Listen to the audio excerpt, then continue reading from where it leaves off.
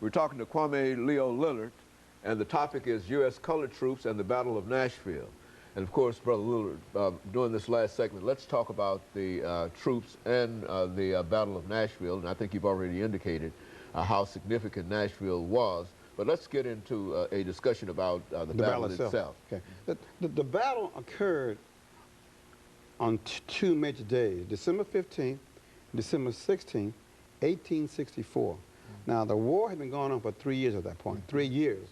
Lincoln had issued the proclamation, which is basically a thinly disguised draft for black soldiers.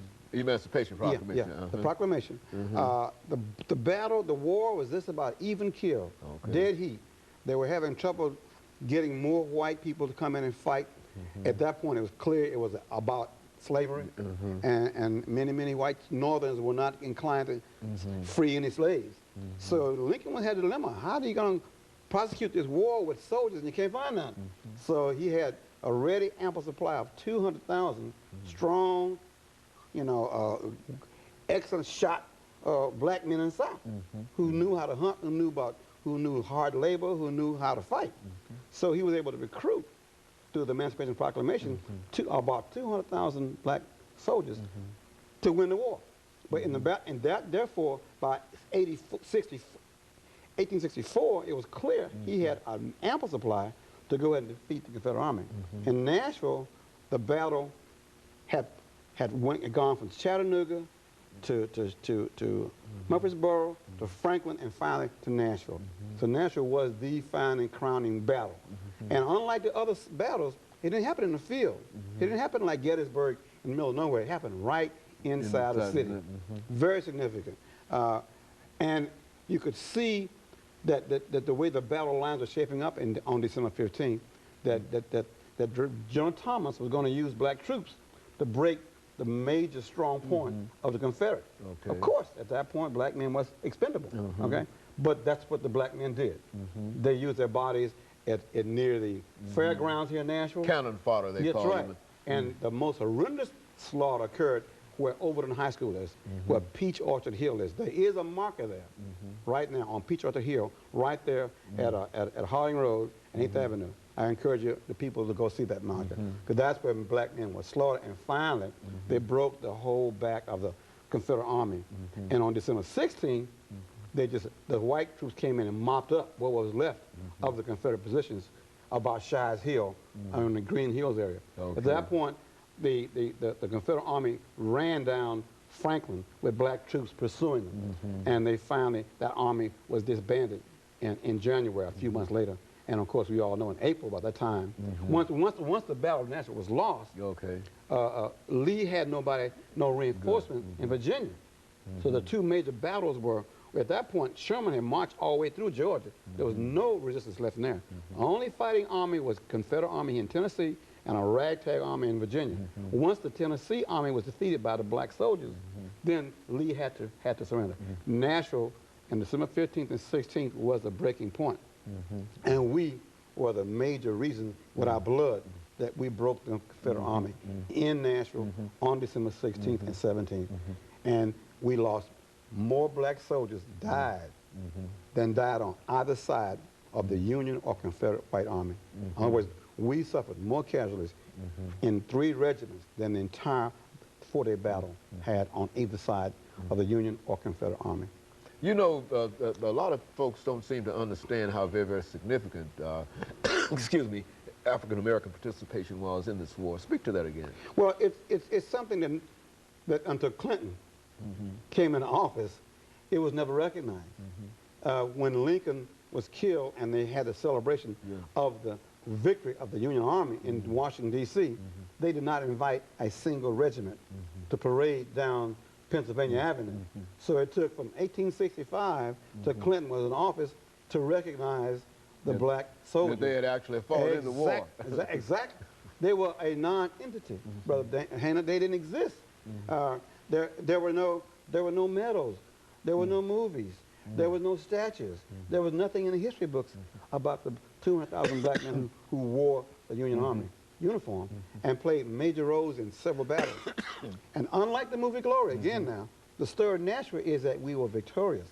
in the movie Glory, they did not defeat the Army out there in South Carolina. But here in Nashville, it's a beautiful, it deserves a movie. It deserves a documentary. Ken Burns ought to come back and do a story. Do something on That's right. Because that way our children and white children and anybody can see there's a major part missing in the Civil War story, especially when it comes to Nashville, because this was a place that they had the hardest fighting black regiments. And the 13th Regiment played a major role. And believe it or not, there's a whole new set of young men that are reenactors of that 13th Regiment, USCT regiment right here in Nashville. And one of them was the model for the statue. His name is Bill Radcliffe. He was the actual model for the statue. And that's already out there. Yeah, he's a reenactor with the 13th USCT Regiment. And we're so proud of what he's done in terms of recruiting people to to become reenactors. Because that way you can go to schools, you can go to churches, you can go to programs, you can see these men dressed in the old Civil War. They talk about the muskets, talk about what they ate, and how they endured hardships, but they still fought and won.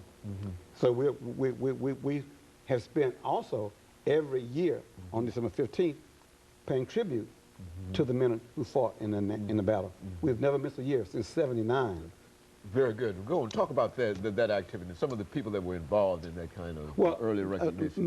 Mr. Kelso has gone on, and James Marsh has gone on, helped us put this tribute together every single year on December 15th. No matter what the weather is, we're at the cemetery at 12 noon on December 15th. That commemorates the Battle of Nashville.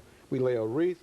We have history tours of a brief program to say thank you to the men who are buried there. We've been doing that with the Lynn Norris's group. We've been doing it with the Village.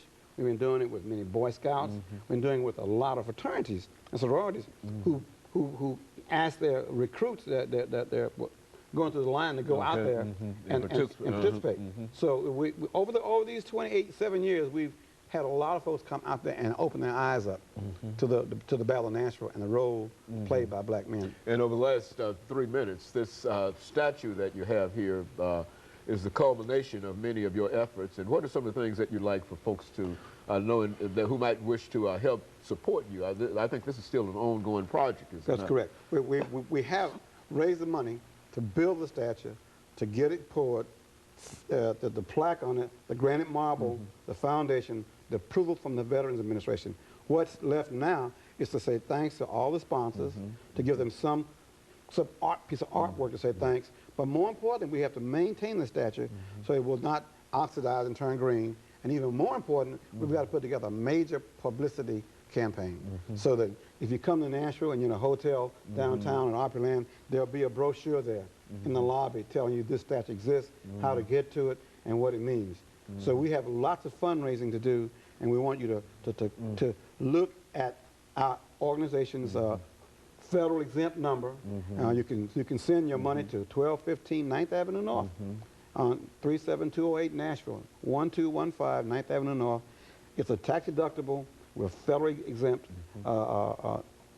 certified organization. We will send you a receipt back, acknowledging your gift and putting you listing you as a donor in all our publications.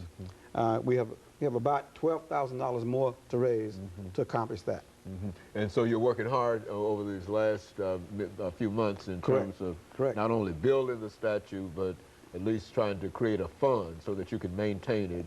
And you would like for as many people as might be watching this morning to be aware of that and help you. I think you mentioned earlier, somebody else mentioned earlier about the amount of contributions. It does not have to be $5,000. No, it could be $5. It could be $5. Anything that they wish to give. That'll help us pay a lunch to a Boy Scout to go out and polish the statue up. Twice a year, you've got to put this special polish on that bronze.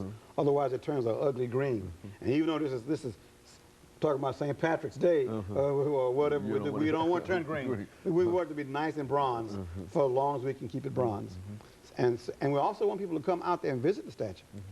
We deliberately made it a low statue on a very low pedestal so you could touch it. And the artist was Roy Butler, and we were proud of what he did. And the model was Bill Radcliffe. But we have lots of folks like Ms. Ursery, Lynn Norris, people who helped me for over the years pull this off. Very I want to good. say thanks to them. Very good. And of course, Brother Lillard, thanks to you for your effort in reference to this, because I know personally that you've been involved in not only this, but African Street Festival and a large number of other things, and we want to thank you for that. And of course, let me encourage our audience to tune in again next week for another informative edition of Comments. Thank you and good morning.